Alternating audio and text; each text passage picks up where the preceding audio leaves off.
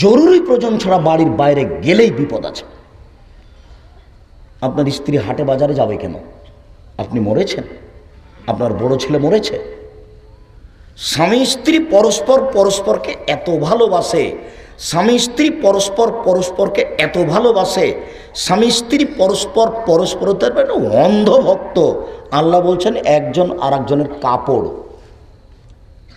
একজন আরেকজনের কাপড়, এটা ভালোবাসা দেখিয়েছেন। আর আল্লাহ বলছেন অমিন আয়াতিহান খালাকালাকুম মিন আনফুসিকুম আজওয়াজান লিতাসকুনু ইলাইহা, আমি তোমাদের স্ত্রীদেরকে তোমাদের মধ্যে থেকে সৃষ্টি করেছি যাতে করে শান্তি পাও, তৃপ্তি পাও। ও হচ্ছে শান্তির বস্তু, ও হচ্ছে তৃপ্তির বস্তু, ও হচ্ছে মিঠে বস্তু, ও হচ্ছে আদরের বস্তু। ও যাবে বাজারে কেন? এ কি কথা? ও কেন বাজারে যাবে? ও কেন বাজারে যাবে?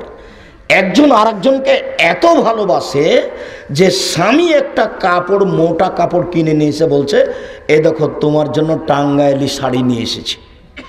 তখন স্ত্রী বলবে আমিও বলছি এটা আমার টাঙ্গাইলি শাড়ি, আপনি যাতে খুশি আমি তাতে খুশি, আপনি যাতে খুশি আমি তাতে খুশি। এর নাম স্বামী স্ত্রী। আপনি যদি মোটা কাপড়ে খুশি তো আমিও খুশি, আপনি যদি চিকন কাপড়ে খুশি তো আমিও খুশি। আমি আপনাকে এত ভালোবাসি যে আপনি যা নিয়ে আসবেন তাতে আমি খুশি। তার মানে স্বামী স্ত্রী পরস্পরকে ভালোবাসে। কেন হাত দিয়ে বললো? হাত দিয়ে দেখে বলছে কি যে মোটা কাপড় নিয়ে আসে, এ হচ্ছে হস্তিনী বউ, এ দিয়ে সংসার চলবে না, এ মেহমানকেও খেতে দিতে পারবে না। অথচ আপনাকে আমি সেদিন বলে গেছি আপনার বাড়ির নাম মেহমানখানা। কেন আপনি 150-200 চাল রান্না করলেন? দুপুরে মেহমান এসেছে, মাত্র 200 চাল রান্না করেছে। কেন? একটা ছেলে আর ওরা দুজন, মাত্র 3 জন, তাই 150-100 চাল রান্না করেছে। এখন 3 জন মেহমান চলে এসেছে, তো স্বামী স্ত্রী বলা বলি করছে কি করবে কি করবে, এটি খাওয়ার দিলে তো সবই শেষ হয়ে যাবে, এ করো চানাচুর বিস্কুট দেবি দেখে দাও। আরে দুপুরের সময় মেহমানকে চানাচুর বিস্কুট দেবি দেয় করা কোন রং? এ কোন নোংরামি? এ কোন ছোট লোকি? এ কোন নোংরা কাজ? 200 চাল রান্না করলেন কেন? হাফ কেজি 2 কেজি চাল রান্না করবেন, সারাদিন ফকিরে খাবে, বাপ খাবে, মা খাবে, চাচি খাবে, ফুফু খাবে, ভগ্নিপতি খাবে, বোন খাবে, ভাগনা খাবে, ভাগ্নি খাবে, ফকির খাবে, রাতে গরুতে খাবে।